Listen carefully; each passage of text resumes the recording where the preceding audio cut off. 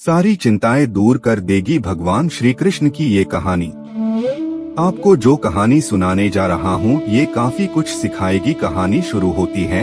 एक बिजनेसमैन अपने बिजनेस को लेकर काफी चिंता किया करते थे कि क्या होगा आने वाले कल में, कैसे काम आगे बढ़ेगा। उनका एक लड़का था। वो लड़का काफी बार कहता था कि पापा मुझे मौका दो, मुझे भी बिजनेस करना आ गया है, मुझे भी एक बार संभालने दो। लेकिन वो व्यक्ति कभी मौका नहीं देता था बच्चे को। एक दिन इस बिजनेसमैन को दिल का दौरा पड़ा। हार्ट अटैक की वजह से हॉस्पिटलाइज्ड हुआ, अस्पताल में भर्ती था। बच्चा दौड़ करके पहुंचा, देखा कि पापा एडमिट हैं। डॉक्टर्स ने कहा कि अब थोड़ा पहले से ठीक है, धीरे धीरे रिकवर होंगे। इस लड़के ने अपने दोस्त को कॉल किया कि भाई आजा, मेरे पापा एडमिट है। और वो दोस्त आ गया। उसने पूछा क्या हो गया पापा को। सारी बात हुई। उसके बाद ये जो बिजनेसमैन था उसने बोला चलना बाहर चल के आते हैं। बहुत देर हो गई। इधर अस्पताल से बाहर निकले तो एक आइसक्रीम दिया। बिजनेसमैन के लड़के ने कहा कि भाई आज आइसक्रीम। लड़का चौंक गया। जो दोस्त था कि यार क्या पागलपन है, पता ना क्या चल रहा है, पापा अंदर भर्ती हैं, यह बाहर आइसक्रीम खरीदी आइसक्रीम।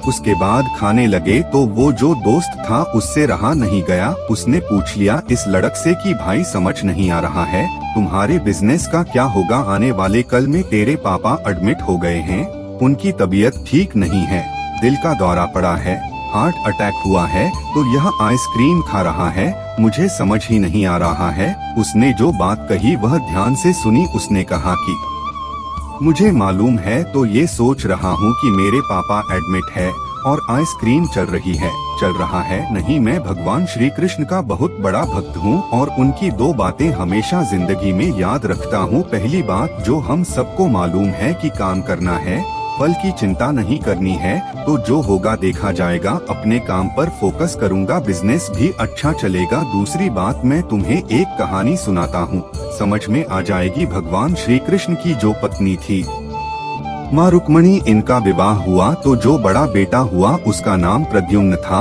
और प्रद्युम्न के जन्म के 10 दिन बाद ही प्रद्युम्न का अपहरण हो गया। छोटे बच्चे का माँ रुक्मणी नाराज रहने लगी, उदास रहने लगी। क्या हो गया है? भगवान श्री कृष्ण कहते थे कि चिंता मत करो, प्रद्युम्न ठीक होगा, जहाँ भी होगा तुम स्वस्थ रहा करो, मस्त रहा करो। लेकिन इसी चिंता में रुक्मणी जी के साल बीतते गए। 18 साल के बाद में प्रद्युम्न की वापसी हुई और जब प्रद्युम्न द्वारका वापस आए तो उनके साथ में उनकी पत्नी मायावती थी। समस्या ये थी कि जो मायावती थी उसकी उम्र 20 साल ज्यादा थी प्रद्युम्न से। माँ रुक्मणी पहले तो खुश होंगे बच्चा आ गया, फिर दुखी हुई कि इतनी बड़ी लड़की से शादी करके आ गया। भगवान श्री कृष्ण के पास गए और कहने लगी कि क्या हो गया है। भगवान श्री कृष्ण ने कहा कि जो हो गया है उसको स्वीकार कर लो, चिंता मत करो।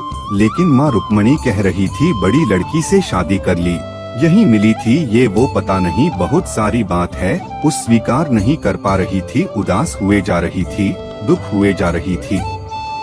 1 साल 2 साल समय बीत रहा था, लेकिन अंदर ही अंदर वो बात उनको कचोटती रही। 8 साल के बाद में रुक्मणी जी ने स्वीकार कर लिया कि प्रद्युम्न ने जो शादी करी वह ठीक है, ज्यादा चिंता करने की जरूरत नहीं है। उस शादी को उन्होंने स्वीकार कर लिया। एक तरीके से अपनी जिंदगी के 26 साल उन्होंने उदासी में बिता दिया। यह कहानी खत्म करती है। लड़का बोला कि भाई मैंने भी जिंदगी में स्वीकार करना सीख लिया है, क्योंकि भगवान श्री कृष्ण कहते हैं कि जो हो रहा है उसको स्वीकार कर लो, जिंदगी अपने आप सहज हो जाएगी।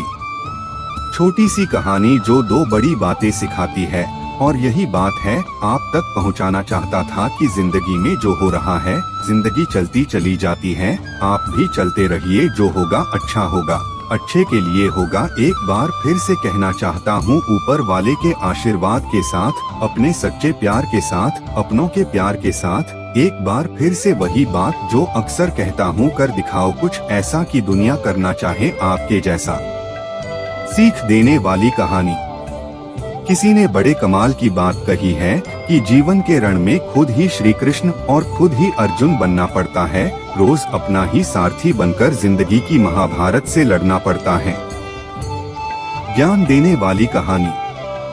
आपको जो कहानी सुनाने जा रहा हूँ ये काफी कुछ सिखाएगी। कहानी शुरू होती है।